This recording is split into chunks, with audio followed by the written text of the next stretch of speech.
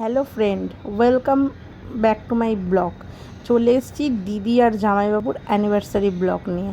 হঠাৎ করেই আমাদেরকে ইনভাইট করেছিল দিদি, তাদের 30 ইয়ার্সের অ্যানিভার্সারি। দেখো কেক কাটিং হচ্ছে, ওই যে পিছনে একদম দেখো, পিছনে আমার মাম্মাম দাঁড়িয়ে দুষ্টামি করছে, আমি আছি, সবাই আছে, মা আছে, সব এখানে আমার হাজব্যান্ড আছে, সবাই গেছিলো নিচে, সব দিদির বান্ধবীরা, আমার বৌদি, সবাই নিচে বসেছে। কারণ এতগুলো লোক, আর যেহেতু এখন এসি ছাড়া কেউই থাকে না, সেই জন্য যেহেতু ওই ঘরটাই এসি চলছে, দিদির দুটো ঘর থাকা সত্ত্বেও সবাই ওই ঘরেই বসে রয়েছে। এবার দেখো দিদি যেহেতু অনেকটা রাত্রিতে আমরা গেছিলাম, অনেকটা রাত্রি হয়ে গেছিলো, যেতে যেতেই সবাই খেতে বসেছে। খাবার মেনুগুলো তো জাস্ট অসাম ছিল। এবার আমরা খেয়ে দিয়ে বেরিয়ে গেছি, অনেক রাত্রি। এবার বাড়ি ফিরছি, পাড়াতেই দিদির বাড়ি, খুব একটা ডিস্টেন্স না।